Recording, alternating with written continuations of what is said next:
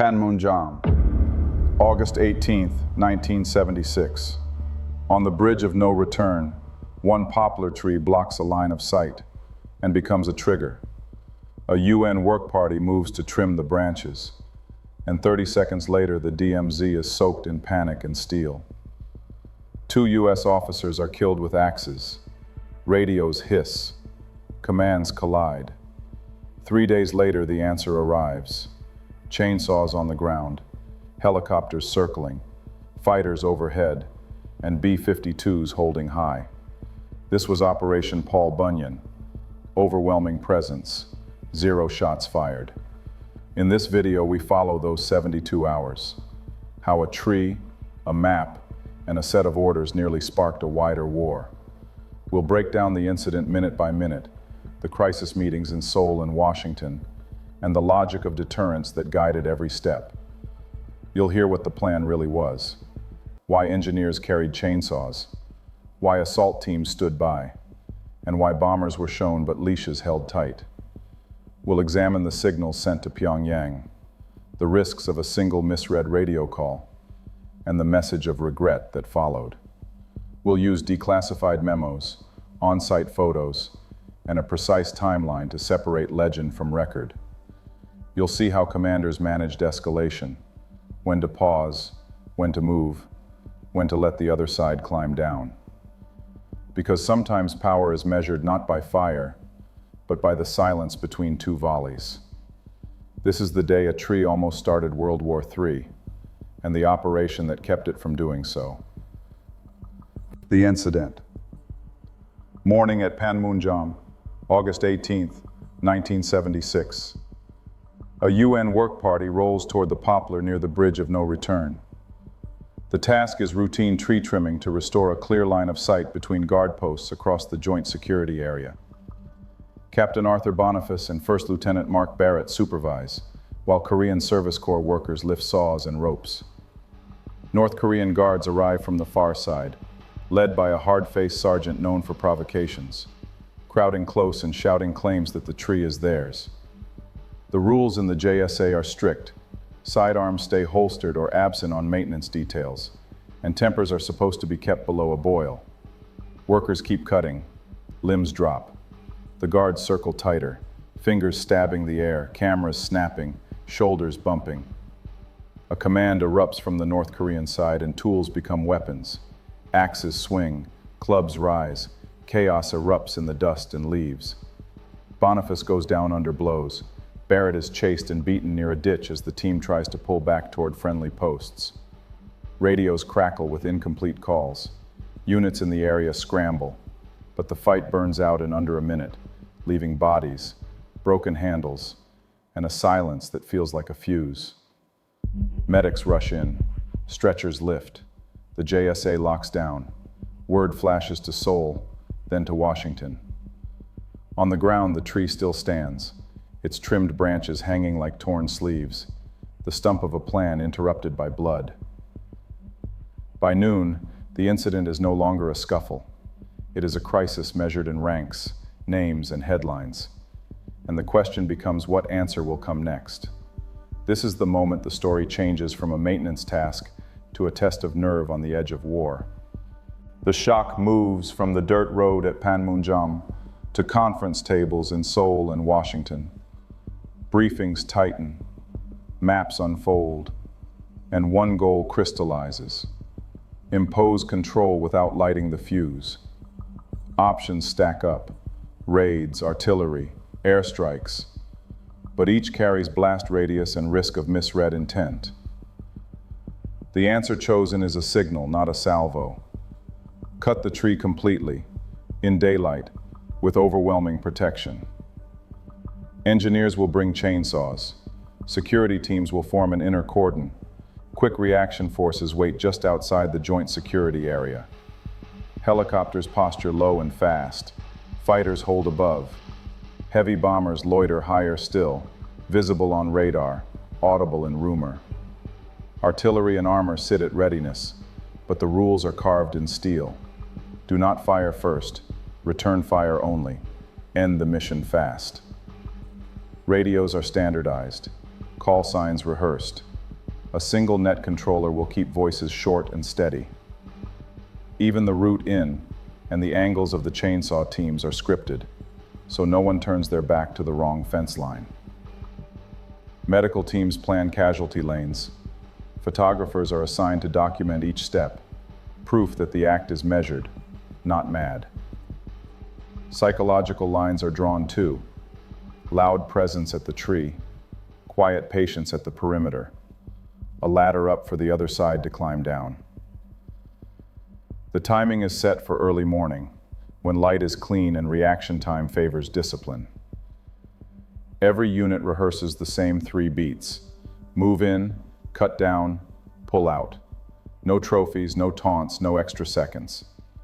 When the convoys finally roll, the plan is less about wood and branches than about messages. We will finish what we started, without starting a war. Dawn breaks over the joint security area. Engines idle, radios check, and the convoys nose toward the poplar. The inner cordon steps out first, helmets, vests, faces set, forming a living wall around the worksite. Engineers unship chainsaws, test the teeth, and call ready over a tight net. No one raises a weapon, only eyes. Helicopters sweep the tree line. Rotor wash ripples the leaves while fighters hum somewhere higher than sight. On the far side, North Korean trucks disgorge guards who crowd the curb and point. Cameras lift, voices climb. The plan holds. Ignore the noise, keep the geometry clean. Backs never to the fence, muzzles down, saws forward. First bite into the trunk, the poplar shudders. Wedges go in, ropes go taut, and the ring of steel echoes off the bridge. A bus arrives full of spectators in uniform. They watch a show of force that refuses to become a fight. Minutes stretch. Wood dust floats. The perimeter flexes but never breaks. Hands signaling, boots adjusting by inches. The cut deepens. The hinge is set. The call comes. Stand clear, and ropes haul as the tree gives up its balance. With one long creak, the poplar falls, thudding toward friendly ground. Saws throttle down, and the air suddenly feels wider. Teams move to the stump, trim what's left, mark the site, and prepare to exfil. No cheers, no gestures, just momentum. The outer elements peel back in sequence. Helicopters drift to the rear. Bombers keep their distant orbit like punctuation. Under an hour from first step to last, the column rolls away, leaving only a stump, a cleared line of sight, and a message that lands louder than any shot. In the quiet that follows, both sides count what didn't happen, and what could have, if a single word on the net had slipped. The sawdust settles, but the real impact lands in messages and movements, not noise. Across loudspeakers and telephones, both sides probe the edges, testing how far the signal traveled and what it meant. Intelligence teams compare photos, radar tracks, and head counts. The pattern is clear: overwhelming presence, deliberate restraint. In Seoul, commanders freeze any victory laps. The order stands: no taunts, no trophies, exfil clean. In Pyongyang, statements wobble between bravado and caution, but inside diplomatic channels a different tone appears. A message of regret filters through intermediaries, carefully worded, face-saving, but unmistakable as a step down the ladder. The joint security area rewrites procedures, guard posts repositioned, movement rules tightened, and the tree line no longer a blind spot. Memorials take shape for the fallen, names etched, plaques set. So the story is carried by stone as well as tape. Analysts log the playbook, show force that can escalate in seconds, then choreograph silence long enough for the other side to choose it. The press turns axe murder into headlines. The public sees bombers and chainsaws in the same frame and asks how a cut can be louder than a shot. The answer sits in deterrence math: credibility, control, and a door left open for de-escalation. On paper, it reads like logistics. On the ground, it felt like a held breath shared by two armies. What remains is a stump, a cleared line of sight, and a blueprint for crisis management measured in seconds, angles, and radio discipline. From here, we trace the documents, the voices, and the small decisions that kept the world from tipping. One page, one transmission at a time. Now, the receipts. We anchor the story to paper, tape, and timestamps. Declassified cables mark the minutes after the attack, who was alerted, which units moved, and why the first order was restraint. White House and theater memos outline the latter: engineers, cordons, helicopters, fighters, and bombers, built to signal control, not conquest. Meeting notes show the red lines: do not fire first, minimize dwell time, extract on schedule. On the ground, photographs freeze the geometry: tree, bridge, guard posts, so we can map each step against the plan. Radio logs capture short, clipped calls.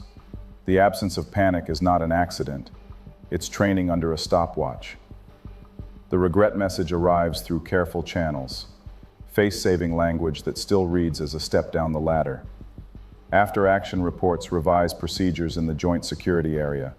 Sightlines cleared, routes rewritten, rules tightened. We compare force lists across sources, filtering rumor from record.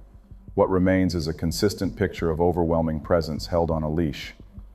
Timeline in hand, we see why minutes mattered. Early light for visibility, fixed windows for reaction, hard exits to deny escalation. We test the myths, what was rumored, what was confirmed, and keep only what the documents can carry. Because in crisis, truth is a map. Dates, names, call signs, photos, each one a coordinate that keeps the narrative honest. And with that map, the operation stops being legend and becomes a lesson in how to end a fight before it begins. Hold the pages, hear the tapes, watch the angles. This is the evidence that turned a cut tree into a closed crisis. What did this operation teach, and what if it had gone wrong? First, signals beat salvos. Presence that can escalate in seconds speaks louder than a first shot. Second, geometry saves lives. Sightlines, angles, and choreography turned chaos into a controlled task. Third, discipline travels on radios. Short calls, one net controller, no freelancing. Now the counterfactual: if a shot had cracked the morning air. The ladder was set. Inner cordon takes cover. Helicopters mark targets. Fighters drop to low hold. Bombers stay high as visible consequence. Artillery and armor were ready to seal approaches. Exfil routes were timed so no one lingered in a kill zone. The aim even then: restore control, not widen the war. Another what if: a taunt, a trophy, a delayed exit. Small choices that invite big spirals. The plan removed temptations. No victory laps, no debris kept, only a stump and a message. Diplomacy needed a door. The operation left it open with visible strength and audible restraint. That mix, capability plus patience, is the doctrine. Show the cost of miscalculation while offering a way out. For commanders, the checklist endures: timing, terrain, comms, exits, and a script that everyone can follow under pressure. In the end, the quiet choices mattered most, measured in seconds, distances, and the words not spoken. The stump remains. The line of sight is clear, and a war that might have started didn't. What carried the day wasn't a louder weapon, it was a cleaner message. We can escalate, we choose not to. Remember the math: timing over fury, geometry over ego, radios over impulse. The lesson travels beyond Panmunjom, into any brink where pride meets miscalculation. For the fallen, we hold the names. For the living, we keep the checklist: sightlines, exits, discipline.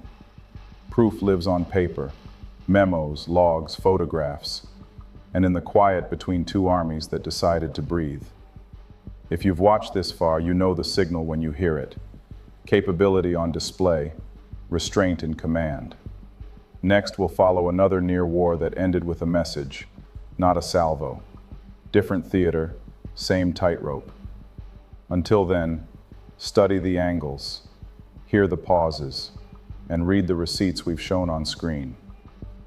Because history isn't only the shots that were fired, it's the ones that weren't.